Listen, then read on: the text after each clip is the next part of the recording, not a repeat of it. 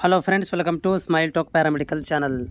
PUC ಮೇಲೆ BSc nursing ಮತ್ತು allied health science, PUC ಮೇಲೆ BSc ನರ್ಸಿಂಗ್ ಮತ್ತು ಅಲರ್ಟ್ ಹೆಲ್ತ್ ಸೈನ್ಸ್ ಮಾಡಲಿಕ್ಕೆ ಬಯಸಿರುವಂಥ ವಿದ್ಯಾರ್ಥಿಗಳಿಗೆ KEA ಮುಖಾಂತರ KCET ಅಪ್ಲಿಕೇಶನನ್ನು ಹಾಕುವಂಥದ್ದು ಅನಿವಾರ್ಯತೆ ಇರುತ್ತೆ. ಅಪ್ಲಿಕೇಶನ್ ಹಾಕಲೇಬೇಕಾಗತ್ತೆ.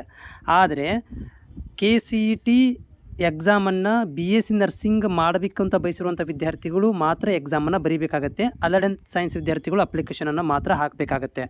ಸೊ ಅದಕ್ಕೆ ಸಂಬಂಧಿಸಿದಂಥ ಒಂದು ಅಪ್ಲಿಕೇಶನ್ ವಿಸ್ತರಣೆಯಾಗಿರುವ ಬಗ್ಗೆ ಒಂದು ಪ್ರಕಟಣೆಯನ್ನು ಹೊರಡಿಸಿದ್ದಾರೆ.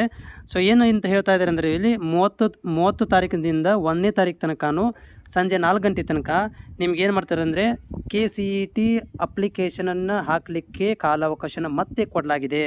ಆಲ್ರೆಡಿ 3rd ಟೈಮ್ ಇದು ಅಪ್ಲಿಕೇಶನ್ ಹಾಕಲಿಕ್ಕೆ ಕೊಡ್ತಾ ಇದ್ದಾರೆ. ಈಗಾಗಲೇ ಏನಂತ ಅವ್ರು ಹೇಳಿದ್ದಾರೆ, ಸೊ 18 ಮತ್ತು 19 ತಾರೀಕಿಗೆ ಅಂದರೆ ನೆಕ್ಸ್ಟ್ ಮಂತ್ ಏಪ್ರಿಲಲ್ಲಿ 18 ಮತ್ತು 19 ತಾರೀಕಿಗೆ ನಿಮ್ಮ ಒಂದು CET ಎಕ್ಸಾಮ್ ಇರುತ್ತೆ. ಆದ ಕಾರಣ ಏನು ಮಾಡಬೇಕು, ಅದಕ್ಕೆ ಒಂದು ಅಪ್ಲಿಕೇಶನ್ ಹಾಕಬೇಕಾಗತ್ತೆ. ಭಾಳಷ್ಟು ವಿದ್ಯಾರ್ಥಿಗಳು ಏನು ಮಾಡಿದ್ದಾರೆ ಅಂದರೆ ವಿನಂತಿ ಮಾಡಿಕೊಂಡಿದ್ದಾರೆ. ಸೊ ಹೀಗಾಗಿ ಏನಂತಂದರೆ ಮತ್ತೆ ನಾವು ಏನು ಮಾಡ್ತಾಯಿದ್ದೀವಿ ಅಂದರೆ 30ರಿಂದ ಹಿಡಿದು ಅಂದರೆ ಇವತ್ತಿಂದ 1ನೇ ತಾರೀಕು ತನಕನೂ ನೀವು ಅಪ್ಲಿಕೇಶನನ್ನು ಹಾಕಬೇಕು, ಪ್ಲಸ್ ಪೇಮೆಂಟನ್ನು ಮಾಡಲೇಬೇಕು. ವಿತೌಟ್ ಪೇಮೆಂಟ್ ಎಕ್ಸೆಪ್ಟ್ ಆಗೋದಿಲ್ಲ ಅಪ್ಲಿಕೇಶನ್ ಫಾರ್ಮ್. ಸೊ ಹೀಗಾಗಿ ಯಾರೆಲ್ಲ ವಿದ್ಯಾರ್ಥಿಗಳು PUC ಮೇಲೆ ಅರ್ಜಿಯನ್ನು ಹಾಕಿಲ್ಲ, ಆಮೇಲೆ ಪೇಮೆಂಟನ್ನು ಮಾಡಿಲ್ಲ, ಅಪ್ಲಿಕೇಶನ್ ಹಾಕಿದ್ದೀವಿ ಆದರೆ ಪೇಮೆಂಟನ್ನು ಮಾಡಿಲ್ಲ ಅಂದರೆ ಸೊ ಅಪ್ಲಿಕೇಶನನ್ನು ಅದು ಸಬ್ಮಿಟ್ ಮಾಡಿ ಪೇಮೆಂಟನ್ನು ಮಾಡಬೇಕಾಗತ್ತೆ. ಇದೊಂದು ಮತ್ತೊಂದು ಕಾಲಾವಕಾಶ ಅಂತಲೇ ಹೇಳ್ಬೋದು.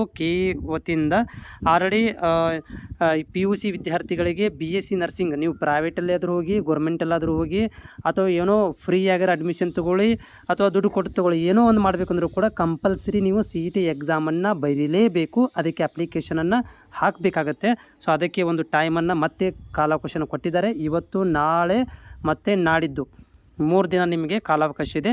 ನಾಡಿದ್ದು ಅಂದರೆ 1ನೇ ತಾರೀಕಿಗೆ 4 ಗಂಟೆ ತನಕ ಕಾಲಾವಕಾಶ ಇದೆ. ಪೇಮೆಂಟ್ ಕೂಡ ಮಾಡಬೇಕಾಗತ್ತೆ. मेरा ये चैनल सब्सक्राइब करें और मेरे हर अपडेट आपको मिले, इसके लिए बेल आइकन जरूर दबाइएगा.